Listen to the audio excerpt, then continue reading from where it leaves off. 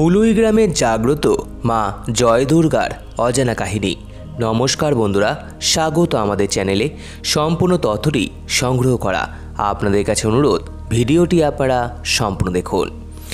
বাঙালির ভূখণ্ডের সর্বত্র তার উপাস্য মাতৃকার চরণচিহ্ন। বাঙালির অগণিত পীঠস্থান মঙ্গলকাব্যের লৌকিক দেবীর বন্দনা বা তন্ত্রের দেশবাসিনী মাতৃকার বন্দনা তারই দৃষ্টান্ত।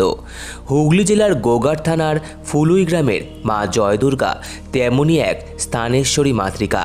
এখানে মায়ের কোনো পূর্ণাঙ্গ প্রতিমা নেই। একটি শিলাখণ্ডে মায়ের অবয়ব কল্পনা করে মায়ের পুজো করা হয়। আকারহীন শিলায় মায়ের উপাসনার রীতি সম্ভবত মানব সভ্যতার একেবারে আদি পর্যায়ের রীতি। আজও ঘাগরবুড়ি, মা ফুল্লরা, জহুরাকালী সহ একাধিক প্রাচীন মাতৃপীঠে এভাবেই মাতৃপুজো করা হয়। আরও আশ্চর্যের বিষয় হলো এই মাতৃশিলার মুখের অবয়ব অনেকটাই সিন্ধু সভ্যতার এবং পাণ্ডু রাজার ঢিবির সময়কার মাতৃকা মূর্তির মতো। বেশ বোঝা যায় এই মায়ের বিগ্রহ অত্যন্ত প্রাচীন শিলাতে নির্মিত। মা জয় দুর্গা ফুলুই গ্রামের চক্রবর্তী বংশের কুলদেবী।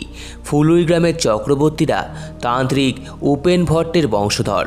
বর্ধমান ও মেদিনীপুরের রাজবংশ এই মায়ের বিশেষ অনুগত ছিল।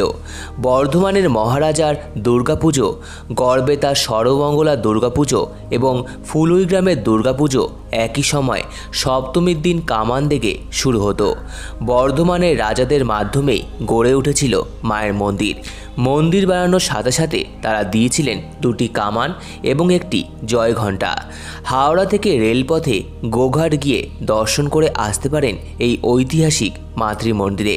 দেবীকে ভোগ হিসাবে ফল ফলাদি, মিষ্টান্ন, নৈবেদ্য নিবেদন করা হয়।